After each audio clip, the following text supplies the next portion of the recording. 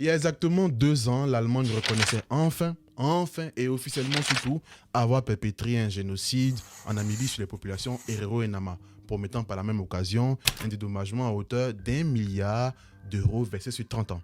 Je sais que quand on parle de génocide sur le continent africain, on pense naturellement au Rwanda, parce que c'est un génocide qui a été très meurtrier, qui a été très médiatisé, bien évidemment. C'était des Africains qui tuaient des Africains, même si on sait qu'il y avait des mains étrangères dans cette histoire. Quoi qu'il en soit, avant celui-là, il y a eu le tout premier génocide du XXe siècle. Le Second Reich allemand a exterminé, massacré des populations locales, pour la plupart Herero et Nama. Et durant ce génocide-là, près de 70 000 personnes, au moins, ont perdu la vie. Pire encore, c'est que plus de 3/4 des populations Herero ont été éradiquées, si je peux m'exprimer ainsi, et plus de la moitié des populations Nama ont été également éradiquées. Un génocide qui a été fait sur fond d'exécution sommaire, d'empoisonnement, d'emprisonnement dans les camps de concentration, de trafic d'organes humains, parce que certains organes des personnes massacrées ont été vendus en Allemagne à des riches allemands ou à des musées pour être exposés. Pire encore, c'est que certains organes humains issus de ces massacres-là ont été utilisés pour des expériences scientifiques visant à montrer que la race noire, je parle en griffe, la race noire serait inférieure à la race, aux autres races, on va dire. Des études selon le point de vue des personnes qui l'ont opéré. Le génocide des Herero des Nama, c'est maintenant. Bonjour, je suis Mr. Arès, bienvenue sur ma chaîne YouTube. Je suis très content de vous retrouver. Pour tous ceux qui sont nouveaux sur la chaîne, sachez que je fais des vidéos afro, qui parlent de culture afro, qui parlent d'histoire afro, qui parlent d'actualité afro, un peu moins actuellement, mais voilà un peu l'idée. Tout ce qui peut tendre à valoriser, à élever, à instruire notre communauté, si je peux en parler, j'en parle ici. Alors, petit aparté, c'est que la vidéo d'aujourd'hui ne sera pas comme la vidéo de ces derniers temps où on allait vraiment en détail, on faisait des vidéos vraiment pointues qui duraient 30 minutes, 40 minutes, un peu plus même souvent. Cette vidéo sera un melting pop un peu parce que c'est un sujet que j'ai déjà abordé sur la chaîne il y a à peine, je pense qu'il y a 1 an, dans une courte vidéo. Mais la vidéo a été supprimée pour des problèmes de droit d'auteur sur la musique et tout, même si elle est encore sur TikTok. Donc là, je refais vraiment la vidéo pour que vous puissiez connaître cette histoire qui, à mon sens, est très très importante. Dès le week-end prochain, vous aurez une vidéo approfondie sur le cas d'un pays d'Afrique centrale, le Tchad. Et le week-end d'après, vous aurez une vidéo sur un pays qui n'est pas en Afrique, qui est aux Antilles. D'ailleurs, mettez-moi en commentaire si vous devinez un peu le pays. Ceci étant dit, commençons la vidéo. Nous sommes en 1884. L'Allemagne, avec à sa tête le chancelier Otto von Bismarck, a une économie dynamique. Le pays est industrialisé, le pays est plutôt bien portant économiquement. Sauf que, à cette époque, les puissances occidentales ont une lubie, c'est d'avoir le maximum de colonies à travers le monde entier, notamment en Afrique. Et à ce petit jeu de savoir qui a le plus de colonies, l'Allemagne était plutôt mal. Donc survint la conférence de Berlin où on partage, je le dis encore une fois de plus, l'Afrique comme un vulgaire gâteau sans même que les Africains ne soient au courant. Et au sortir de cette conférence de Berlin, l'Allemagne arrive à avoir un certain nombre de territoires sur le continent africain. Pas beaucoup parce qu'à cette époque, la Grande-Bretagne et la France faisaient la pluie et le beau temps à travers les puissances coloniales. Mais l'Allemagne arrive à avoir quelques territoires, dont un petit pays qui fait frontière avec l'Afrique du Sud. Et ils vont appeler ce pays, c'est ratifié, signé, ils vont appeler ce pays le 7 août 1884, le sud-ouest allemand. Ce pays n'est tout autre que l'actuel Namibie, on va faire simple. Il faut savoir surtout qu'avant même cette conférence de Berlin, les Allemands avaient bien évidemment repéré ces terres. Les Allemands étaient partis là-bas, des locaux avaient côtoyé des Allemands. Donc il y a eu des missionnaires, il y a eu des commerçants, il y a eu des comptoirs qui ont été installés. Il faut surtout comprendre que durant les interactions entre locaux, autochtones, et les Allemands qui sont venus, il y a eu des traités qui ont été signés. Ça, on y reviendra plus tard. Il y a eu des accords qui ont été signés.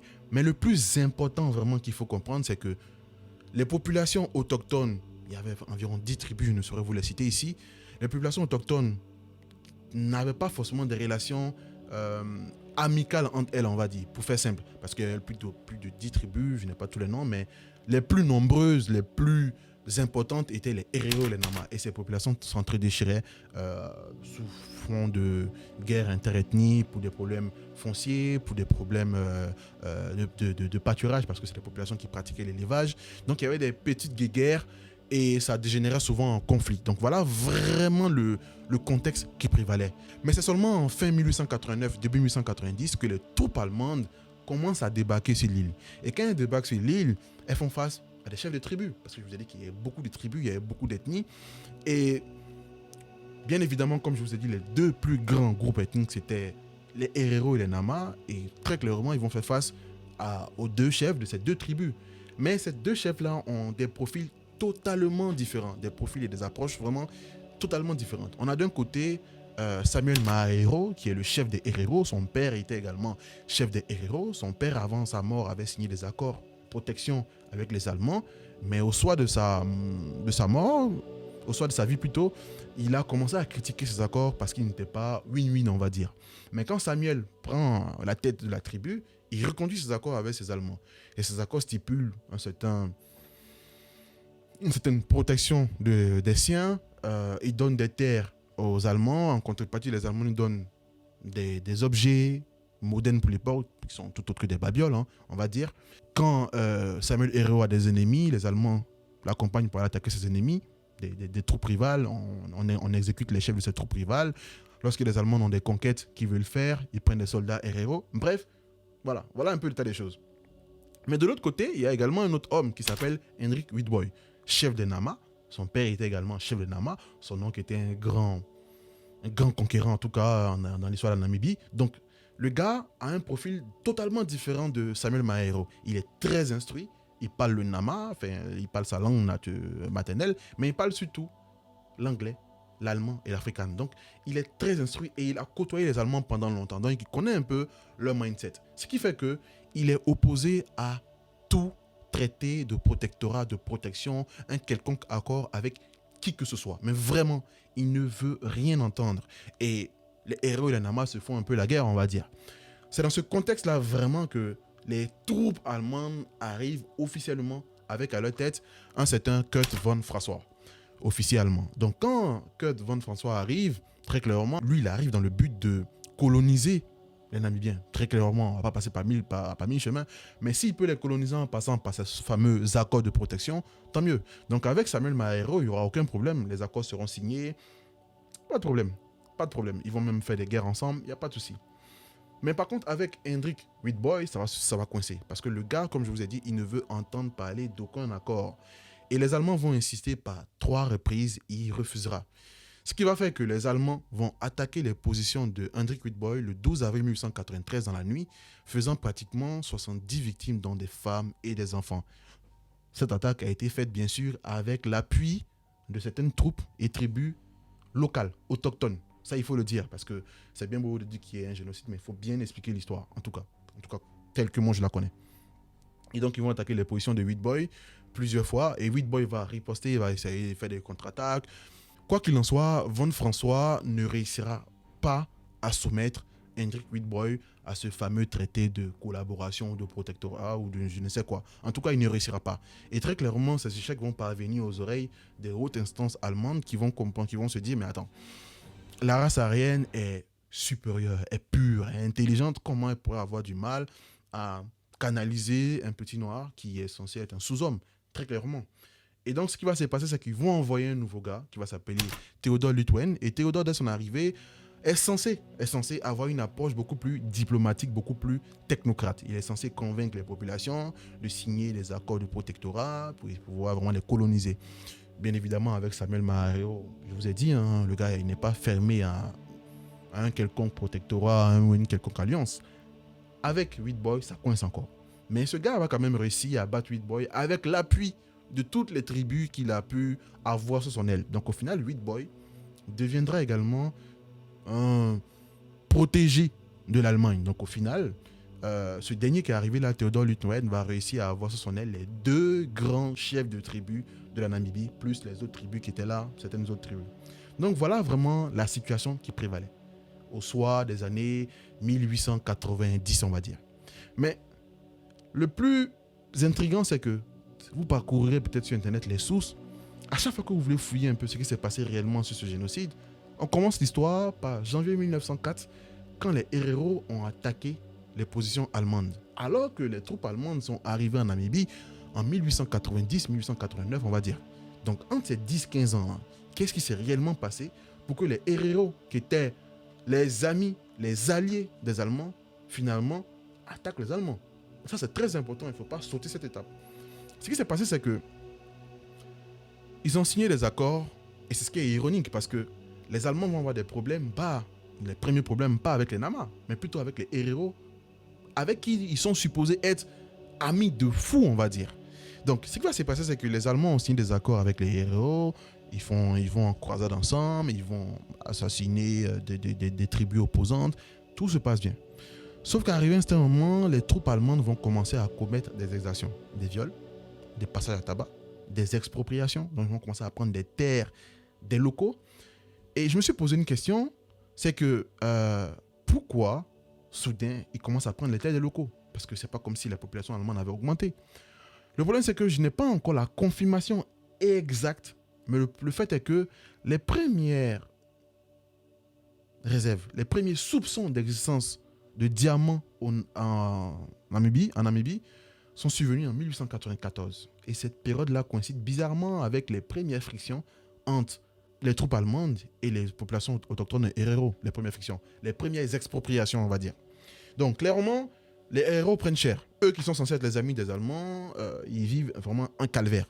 Ce qui va pousser Samuel Mahero, qui est pourtant à la base enclin à faire une alliance avec les Allemands, à attaquer les positions allemandes le 12 janvier 1904. Et ces attaques, ce sera plutôt des attaques vraiment pour déstabiliser les Allemands, hein, parce qu'il y a des fermes qui seront brûlées, il y a des forts qui seront brûlés, il y a des centres administratifs allemands qui ont été construits qui seront détruits. Vraiment. Mais les Allemands vont riposter de la plus violente des manières. Donc, va s'en suivre des affrontements, des tueries des deux côtés. Sauf que dans les camps allemands, il y a beaucoup de défaites. Malgré le fait que les héros soient vraiment armés de façon sommaire, mais à chaque fois qu'il y a un conflit, qu'ils prennent le dessus sur les soldats allemands, ils prennent le fusil. Donc, les nouvelles commencent à parvenir au niveau de la chancellerie, qui prend connaissance du fait que des Noirs sont en train de prendre le dessus sur les Allemands. Pire encore, c'est qu'il y avait des personnes, des Allemands qui étaient sur le terrain, qui ont fait vraiment un rapport exagéré, mais exagéré, montrant les autochtones comme des sauvages qui oppriment les Allemands. Donc on envoie du coup un nouvel homme fort, Lothar von Trotha. Lothar von Trotha, ce n'est pas n'importe qui. Lothar von Trotha, c'est un général qui est tristement connu à travers le monde entier. Parce qu'à chaque fois qu'il y a eu une rébellion dans les colonies allemandes, qu'il a fallu la mater en Afrique, on l'a envoyé. Et il réglait cette rébellion, mais dans le sang, à un point que vous n'imaginez même pas. Même quand il y avait des problèmes en Asie, pour des problèmes de comptoir en Chine, c'est lui qu'on envoyait pour aller mater encore les Asiatiques. Donc vraiment, le gars était dans un mood, on va dire, où la rébellion n'a pas lieu d'être. Et s'il faut tuer pour le faire, il tuait. D'autant plus qu'il avait une mentalité, c'était que toutes les populations autres que blanches étaient des sauvages qui avaient juste de l'apparence humaine. Voilà un peu le mindset du gars. Donc il débarque donc en juin 1904 sur les terres de Namibie, et dès qu'il arrive, clairement, il n'a pas l'intention de faire de quartier. D'autant plus qu'avant son arrivée, les populations héros sont enclins à commencer des négociations avec les Allemands, parce que les affrontements, ça commence à prendre du temps, ça déstabilise, et ils se sont surtout enfuis pour aller vers les plateaux de Waterberg, parce que les plateaux de Waterberg, ce choix n'est pas le fruit du hasard. C'est que le positionnement est fait exprès parce qu'ils sont difficilement accessibles de 1, et ils sont pas loin du Botswana. Donc en cas d'attaque potentiellement, ils peuvent fuir vers le Botswana. Donc les héros sont allés tous là-bas, avec le chef Samuel Mahero, sont allés se réfugier sur les plateaux de Waterberg. Mais quand Lothar von Trotha arrive, très clairement, il n'a pas l'intention de discuter. Lui, il ne veut pas faire de quartier. Donc il envoie ses troupes pour attaquer les positions sur les plateaux de Waterberg, sauf qu'ils essuient beaucoup de difficultés, beaucoup d'échecs, beaucoup de revers, ils ne connaissent pas le terrain. Donc ce qui va se passer, c'est qu'il va adopter une autre méthode beaucoup plus sadique, c'est qu'il va encercler les positions des locaux héros sur le plateau de Waterberg, mais il ne va pas les encercler à 100%. Il va les encercler en leur laissant la possibilité de fuir. Mais vers où? Il faut savoir que le plateau de Waterberg est situé dans une zone très dangereuse. Il y a un des déserts les plus hostiles au monde entier, le désert du Kalahari. Donc, il encercle vraiment les positions des héros en leur laissant la possibilité de fuir par le désert. Très important.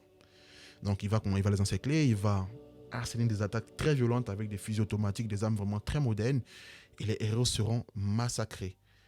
Les héros qui vont réussir à fuir devront le faire par le désert du Kalahari. Sauf que Lothar von Trotha a pris le soin d'empoisonner tous les points d'eau avant tout ça. Donc toutes les personnes qui ont fui, qui ont soif, qui boivent de l'eau, meurent. Donc les personnes meurent soit empoisonnées, soit ils meurent de soif dans le désert. Et von Trotha va donner l'ordre d'exterminer tous les héros, femmes, ou enfants. Ventota va donc laisser un mot d'ordre d'extermination très clair. Moi, le général des troupes allemandes, adresse cette lettre au peuple héréro. Les héréros ne sont plus dorénavant les sujets allemands. Ils ont tué, volé, coupé les nez, des oreilles et d'autres parties des soldats blessés. Et maintenant, du fait de leur lâcheté, ils ne se battent plus. J'ai dit au peuple, quiconque nous livre un héros recevra 1000 marks. Celui qui me livrera Samuel Mahero, le chef de la révolte, recevra 50 000 marks.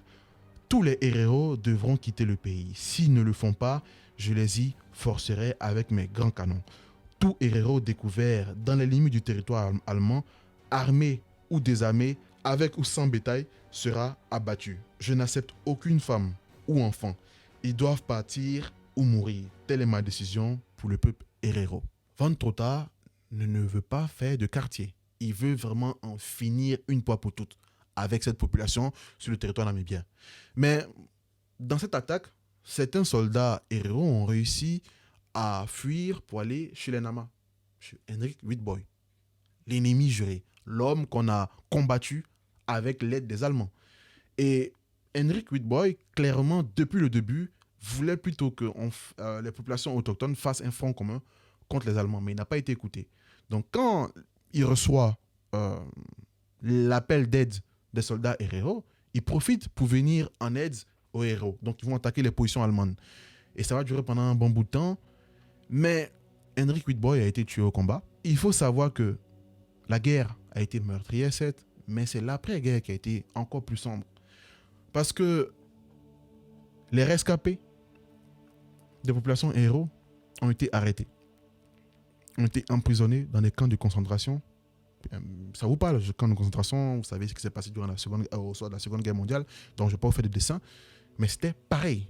C'est-à-dire que ça a été fait bien avant les camps de concentration de Auschwitz. Ça a été comme si c'était un laboratoire pour tester ce qui serait plus tard un mode d'action. Bref, les populations héros ont été emprisonnés dans ces camps de concentration, traités dans des conditions inhumaines, mais vraiment inhumaines. Ils mouraient de malnutrition, de manque d'eau, ils mouraient de maladies dont je ne peux vous donner le nom, dans des conditions vraiment extrêmes. Pire encore, c'est que les Allemands ont eu pour projet de construire des chemins de fer. Ces populations qui étaient mal nourries, mal logées, maltraitées, ont dû construire ces chemins de fer. Et le plus dramatique dans tout ça, c'est que les troupes allemandes n'avaient pas assez de femmes. Ils ne sont pas venus avec assez de femmes. Donc, pour assouvir les pulsions sexuelles, ils ont dû violer des femmes héros. Violer des femmes héros. Mais ce ne serait pas complet s'ils n'avaient pas poussé la terreur à son paroxysme. Ce qui s'est passé, c'est que beaucoup de héros ont été assassinés. Et généralement, quand les troupes allemandes repartaient en Allemagne en guise de souvenir, prenaient des crânes. On a pris des crânes humains, des organes humains de héros de Nama pour aller en Allemagne, les donner à des riches pour les mettre dans leur salon, les donner à des musées pour les mettre dans leur salon. Pire encore, c'est qu'il y a des médecins allemands qui ont décidé qu'il fallait faire des études poussées pour prouver que la race noire, j'aime pas le mot race, mais la race noire est inférieure à la race blanche notamment. Et on va ramener encore des cerveaux, non encore au stade de crâne juste osseux avec la chair dessus, pour qu'ils puissent ouvrir ce crâne-là, faire des expériences et donner des réponses. Au sortir de ces expériences, ils vont dire clairement que le cerveau humain d'un noir est beaucoup moins performant. Bref, la bêtise à son paroxysme. Mais vraiment. Pire encore, c'est que les Nama qui ont tenté de résister, venir en aide en tout cas aux héros, ont été aussi massacrés. Et certains ont été faits prisonniers également, ont eu le même sort. Arrivé à un certain moment, les camps de concentration, ce n'était pas suffisant. Je vous ai dit, pour pousser le vice de la terreur, il fallait vraiment aller au bout. Les camps de concentration n'étaient pas suffisants. Il y a une île appelée Shark Island, l'île des requins. De nombreux héros de Nama, pour la plupart vieux, ont été envoyés aux abords de cette île-là, qui, je le précise, est une île très rocheuse. En face de l'île, il y a de l'eau. Et dans cette eau, il y a beaucoup de requins. Donc, aucune possibilité de fuir. Ont été envoyés là-bas pour faire des travaux, casser des pierres, casser des rochers, potentiellement construire un port, je ne sais quoi. Mais ils ont été traités dans ce genre de conditions. Et je vous rappelle que le taux de mortalité dans ces camps de concentration était de 70%. Donc si 10 héros ramenés là-bas, 7 mouraient. Voilà un peu ce qu'ont vécu ces populations. Massacrées, tués. Après, Van Trotha a bien évidemment été rappelé en Allemagne. Mais je ne peux raconter cette histoire sans parler des facteurs sociaux et des conséquences sur le devenir même du pays. Parce que les femmes qui ont été violées ont eu des enfants métis. Sauf que dans l'idéologie, dans la loi qui prévalait à l'époque, le noir est un sous-homme. Donc, un enfant qui vient de l'union ou du viol d'un blanc et d'un noir reste un sous-homme. Donc, ces métis-là ont dû rester là, au sein de populations qui haïssent au plus haut point les Occidentaux, les Allemands. Donc, vous retrouvez des enfants métis qui se retrouvent dans cette situation où ils sont déchirés entre le bourreau et les victimes, mais ils ont un peu des deux parties. Vraiment, le mal qu'ils ont dû vivre. Le pire encore, c'est que, vraiment un peu comme le camp de Auschwitz, hein, on a pris des matricules qu'on a mis sur chaque héros pour pouvoir au moins les suivre à la trace. Ce massacre a duré de 1904 à 1908. Pratiquement 60 000 personnes au moins ont été assassinées. Au sorti de la crise, au sorti de tout ça là, les populations héros qui étaient majoritaires en Namibie se retrouvaient seulement à 7% de la population namibienne. Il y a eu vraiment un gros travail d'épuration ethnique, volontaire, vraiment volontiers. Et les héros ont fait un combat pour pouvoir reconnaître ce crime-là comme un génocide. Les Allemands se sont excusés en 2004, se sont excusés, et on dit, par le biais de leur ministre des Affaires étrangères, si je ne me trompe pas, sont excusés, mais n'ont pas reconnu que c'était un génocide. Ils ont dit pour ce qui pourrait être un génocide. C'est seulement en 2021, je dis bien 2021, seulement il y a 2 ans, là, que les Allemands ont officiellement reconnu que c'était un génocide, ont officiellement engagé une procédure de dédommagement. Et d'ailleurs même, parlons de cette procédure de dédommagement. Il faut savoir que pendant que les Herero et les Nama étaient emprisonnés dans les camps de concentration, leurs terres ont été arrachées par les Allemands qui ont construit une île où il y avait des cinémas, des chemins de fer, des hôpitaux qui ont été construits par les Herero et les Nama qui ont été contraints à faire le travail forcé. Donc, au sorti de cette crise, ces gens ont été dépossédés de leurs terres. Les Blancs qui ont pris leurs terres sont morts, ont laissé leurs petits-fils qui continuent. Donc, quand vous allez aujourd'hui en Namibie, il y a de nombreuses terres qui appartiennent aux Blancs, on va dire. Mais ces terres-là ont été arrachées aux ancêtres des héros des Nama qui sont encore là. Donc, il y a eu beaucoup de démarches, de manifestations pour pouvoir récupérer ces terres-là en vain. En vain, ils n'ont absolument rien reçu. Rien reçu. C'est comme si le gouvernement namibien était de mèche avec tout ça. Pire encore, je pense l'année passée, j'ai regardé un documentaire, fait une émission, enquête exclusive qui passe sur M6. Ils étaient allés en Namibie et il y a un des chefs de terre, des fermiers blancs avec une grande étendue de terre, bien évidemment que ses ancêtres ont arraché au REO, qui disait que l'esclavage avait des vertus. Je vais chercher l'extrait, je vous le mettrai. Selon lui, la colonisation n'aurait pas que des mauvais côtés. C'est une partie importante du développement de la Namibie, qui s'appelait à l'époque le Sud-Ouest africain. Avant ça, ce pays n'avait même pas de nom. Pas de nom européen en tout cas. C'était une Afrique primitive et des explorateurs sont arrivés et l'ont développée. Il faut apprécier tout ça. Toutes les nations devraient être fières de leur histoire. Il disait que l'esclavage avait des vertus, avait fait du bien. Mais vraiment en toute transparence, avec la zen attitude qui va avec. Donc, ils ont encore ce sentiment d'impunité, de liberté, de tuer, d'hériter du mal que leurs ancêtres ont fait, mais ils ne sont pas inquiétés. Et parlons même de ce dédommagement, soi-disant de 1 milliard versus 30 ans. Les 1 milliard ne vont pas à l'endroit des descendants des héros des Nama. Les 1 milliard vont dans les poches de ce fameux gouvernement